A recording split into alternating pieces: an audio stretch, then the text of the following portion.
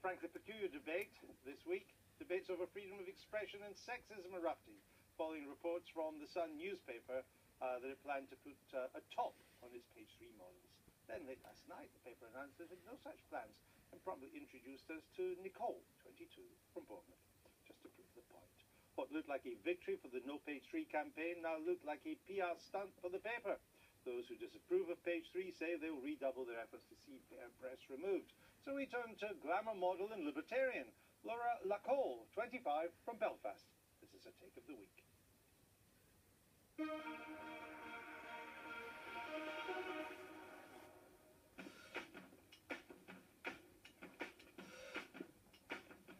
As a model of the semi-nude variety, I'm delighted the topless model has returned to its rightful place on page 3 of the Sun newspaper.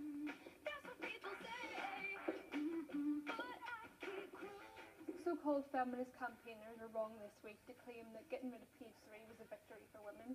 It was a victory for prudishness, and I'm glad that it was only a temporary one. Alright, 'cause the players gonna play, and the haters gonna hate, baby. I'm just gonna shake, shake it off.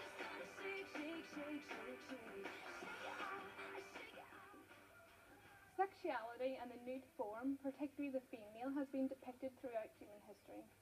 We are sexual beings, and we have always expressed and celebrated this, because it's healthy to do so. Page 3 for me, and for many other women, is a way in which to express and celebrate our sexuality, and for the reader, a way to appreciate it. It's mutually consenting and beneficial. I've never felt pressured into doing it.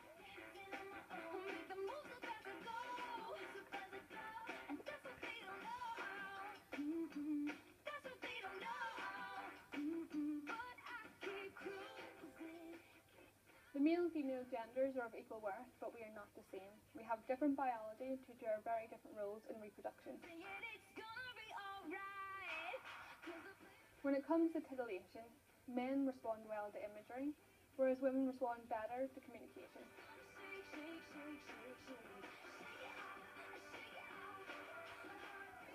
But this goes some way to explaining why female nude imagery is more prevalent, rather than it being men degrading women, as many anti-PG campaigners have been saying.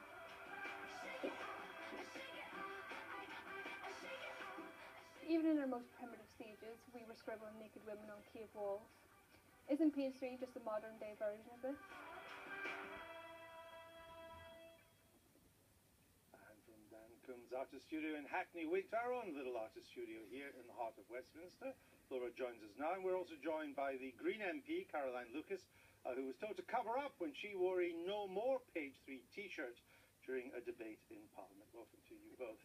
Now, Laura, you really think that page 3 is a continuation of the artistic tradition of sexuality and the nude? I do, yeah. Not purely just art. It is, a sexual sort of interest of ours.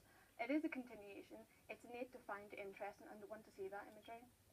Caroline, how do you respond to the point where you're simply in denial it's what makes people human and sexual beings? I think context is everything. I've got no problem at all with the naked body in art galleries and in other places you might go to find it. But I think there's something about serving up basically commodified images of women's bodies in a newspaper, particularly in what purports to be a family newspaper. It's the most popular paper in the country. Working class newspaper, the places you're talking about are middle class. No, I don't think that's the point. The point Museums, is that art galleries. The point is that when you see this image, it may well be that you've not bought the paper, haven't gone out to find it, but women are exposed to it in cafes, on buses and tubes.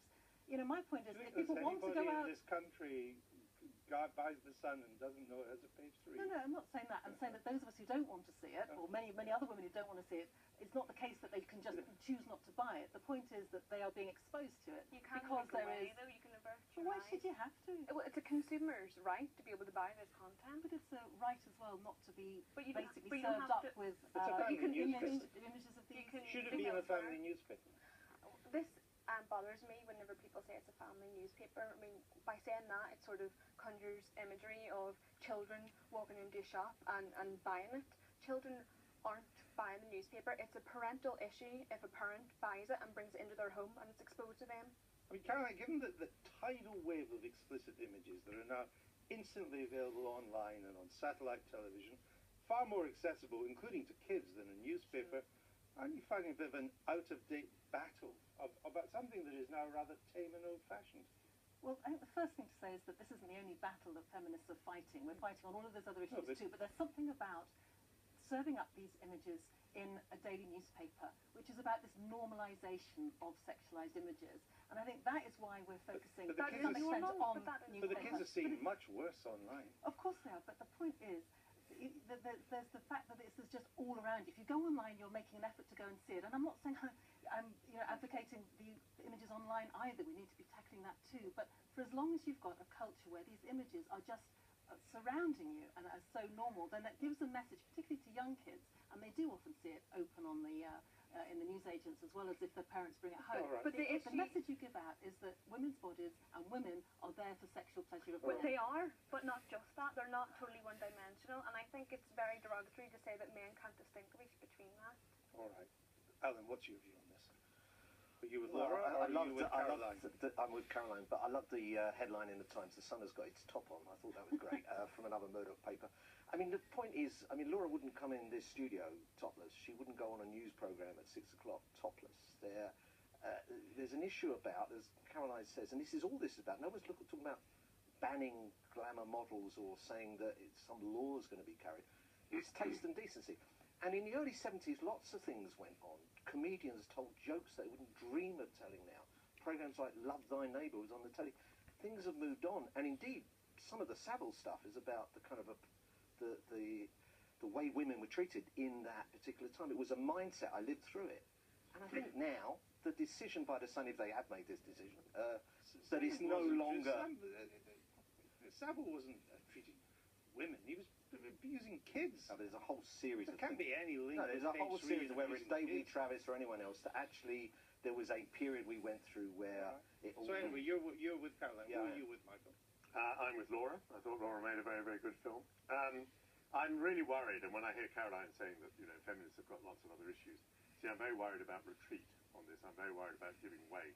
I think this is about censorship. I think we should be as worried about this as we were last week about, banning cartoons of the Prophet. We've got a Rubens exhibition opening in London shortly. Rubens is absolutely full of naked women.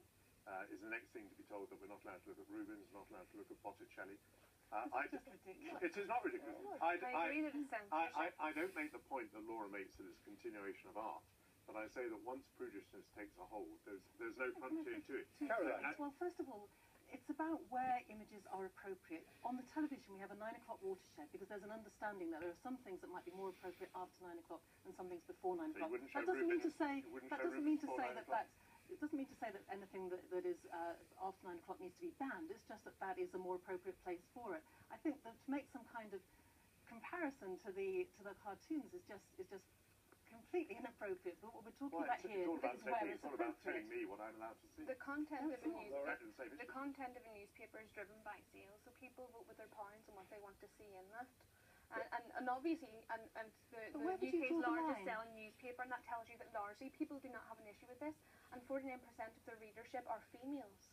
Caroline, Fine. it's Green Party policy to decriminalise all elements of the sex trade, brothels, prostitution, live section, strip clubs, S&M clubs, and you want to ban topless pics in a tabloid? How does that work?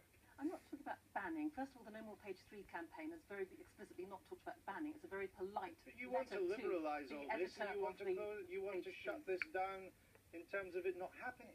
I mean, how can you be in favour of all that and object to a topless picture in a tabloid? Because it's about the regulation of where you go and find these images. And I keep coming back to No, the you fact want to that the decriminalise all newspaper... these things. Well, actually, personally, I don't. The Green Party does, but you're right. But you're the only MP we have that can talk for them. Yeah. Let's talk about the Page 3, because that is where the focus is. And I think the point is that when you've got these images being served up, there is a continuum. There's lots of evidence out there that a culture whereby these images are more and more provided, the sexualization of women, the commodification of women, the normalization of that, does lead to a way of looking at women that is on a continuum with aggression towards women, discrimination, and ultimately violence against women. And there are plenty of reports that would make that link. So this isn't about some kind of prudishness. This is about the links to ultimately an attitude towards women that about But let me violence. just, I'm going to give you the final word, Laura. But if it's aggression about women that worries you, why didn't your T-shirt say, let's do something about FGM, about female genital mutilation? Let's stop this from happening, rather than page 3. Because if you want real violence, you've got the worst kind, and I think there's been one prosecution since it was You're made illegal absolutely since right. 85. But Why did you wear that T-shirt? Because I was hosting a debate on sexism in the media. That's why I No, wore I the mean particular in the T-shirt that I comments. did. Exactly, in the comments I was hosting. You've never worn one about FGM, have you? No, but that, that's always the argument that's raised, that if you're fighting on one issue, you're asked, why aren't you fighting on all these other Well, I issues? guess it's a measure of what prominence. I mean, you took the prominent decision to do that in the comments. I took that because I think Not media on the other sexism, issue. I personally, at the moment, I've been focusing on media sexism because I think it has a really corrosive atmosphere on the way all people are looking at women. I think that matters a lot. I'll give Laura the final word. I come back to the point that I think a lot of people may not feel as strongly about this, Caroline, but they just don't think that there should be topless pictures in a newspaper. That's up to the consumer.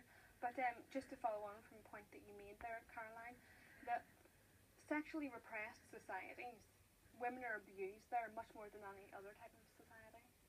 I don't think the evidence The, necessarily points the to that. scientific evidence is, I'll show you the statistics Well, whenever we we get can over. argue the You have to. It's argue the places like Iraq, in India, places where women are sexually All right. repressed, they're abused. But yes, but you can't make a distinct cause and effect between those two things. Those two things may be the case, but the fact that one follows from the other isn't. You're going to have to continue this correlated. debate off camera because will. we've run out of time. But actually, you're going to have to wait a bit because although you're leaving us now, Laura, we're holding on to you. We have more to talk about. Now, it's late. Testify an oath late.